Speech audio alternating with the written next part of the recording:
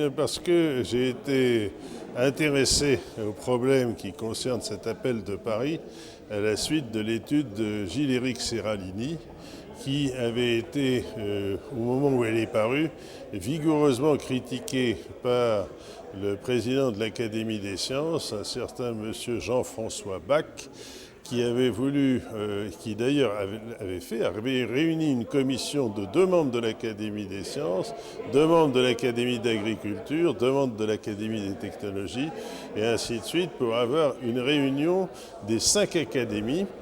Et cette réunion des 5 académies, où c'était des gens qui se connaissaient, qui avaient été choisis à peu près, disons, à la tête du client, eh bien, s'était réunie 1 heure et avait pondu un texte assassin sur Gilles-Éric Serralini, ce texte assassin disant que son étude ne valait rien. Et ayant eu l'information de ceci, je m'étais insurgé contre cette décision parce que j'avais entendu parler de Serralini et du procès qu'il avait opposé à Monsanto, et je me suis dit comment ça se fait qu'on fasse un tel communiqué dans des conditions aussi bizarres. Et en fait, ces gens-là n'avaient même pas lu les données. Et du coup, j'ai découvert, un peu par accident, qu'il y avait un lobby pro-OGM à l'Académie des sciences et que ce lobby pro-OGM était prêt, sans, accorder la moindre valeur à la vérité scientifique, de pourfendre tout ce qui contredisait leurs croyances. Ah, tout à fait. Cette déclaration, à mon avis, est essentielle. Alors, il faut entendre, savoir ce qu'on appelle pollution. Alors, par exemple, vous avez la pollution par les perturbateurs endocriniens. Ça, c'est une pollution par les pesticides, par les résidus de désherbants agricoles, par les phtalates et ainsi de suite, par tout ce qu'on trouve dans certains produits. Ça, c'est une pollution réelle. La pollution qu'on trouve dans dans la sortie des moteurs diesel, c'est une pollution réelle. La pollution n'est pas nécessairement la pollution par des choses comme le CO2. Le CO2, je pense à l'interview qui a été donnée par Jean Jouzel, qui est climatologue et qui est très porté sur le CO2.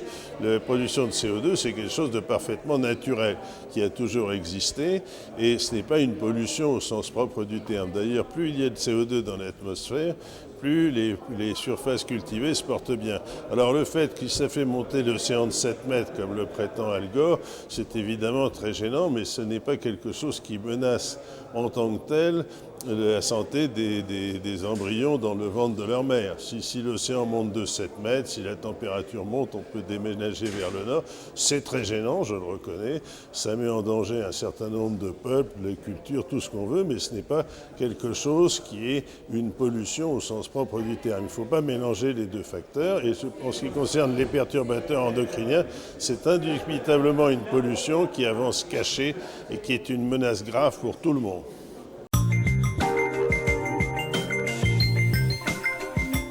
La classe politique, on a l'impression qu'il y a quelques exceptions, qu'on a vu d'ailleurs ici parmi les sénateurs qui sont venus, mais dans l'ensemble, elle ne s'intéresse à rien que ses propres intérêts. C'est l'impression que j'en dégage. Alors bien entendu, si je dis ça, c'est une affirmation très polémique, mais il faut juger les gens à leurs actes. On juge l'arbre à ses fruits. Or, la classe politique, qu'est-ce qu'elle est capable de produire? Elle recommande l'exploitation du gaz de schiste ou de l'huile de schiste en Champagne, sans se rendre compte qu'en faisant ça, on risque de détruire l'aquifère du bassin parisien, et je ne parle pas du reste. Elle recommande de dérouler le tapis rouge sous l'épée de l'industrie, mais ce n'est pas l'industrie française, c'est l'industrie américaine, et on se rend compte que ou bien ce sont des gens qui n'ont pas réfléchi, ou bien ce sont des gens qui sont esclaves de lobby, c'est évident.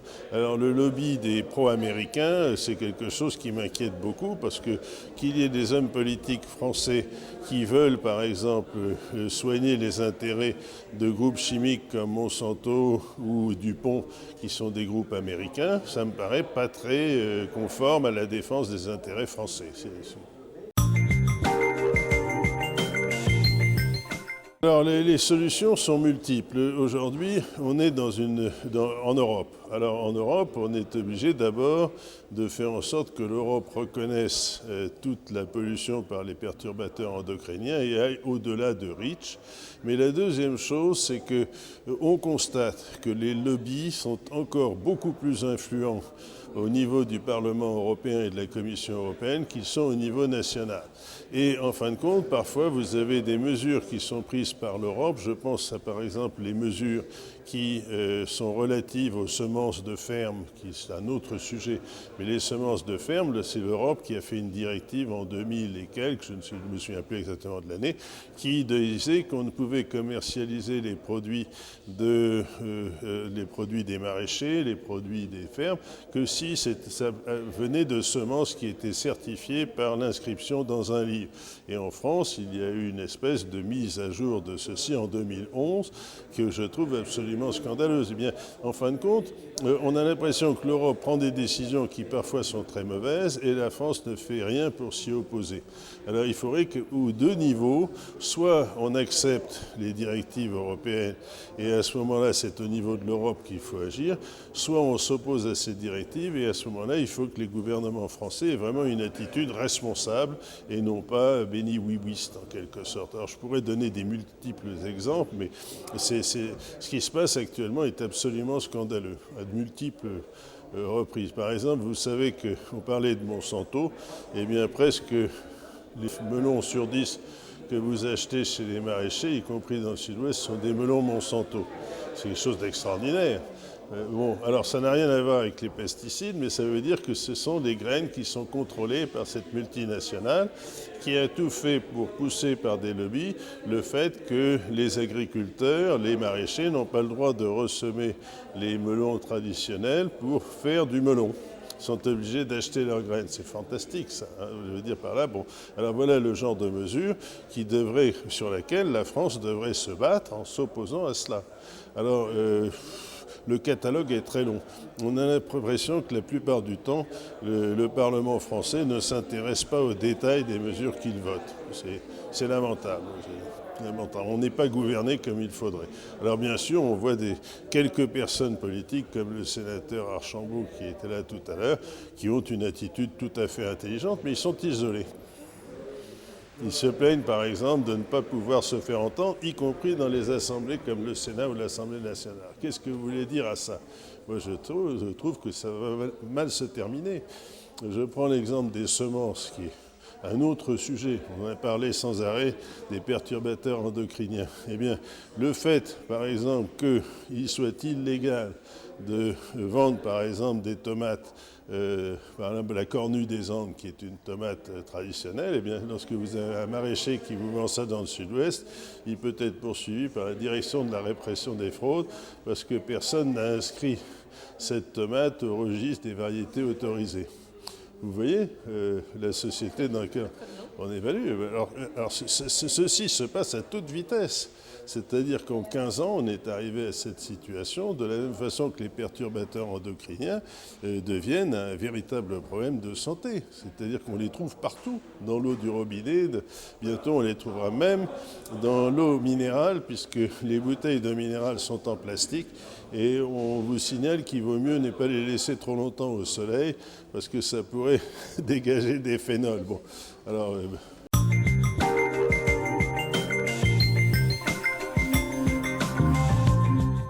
Je pense que c'est très bien de demander que ça soit un crime contre l'humanité. La vraie question, c'est arrivera-t-on à l'obtenir? Mais déjà, il faut que les gens soient responsabilisés. Je prends l'exemple qui a été évoqué de la chlordécone.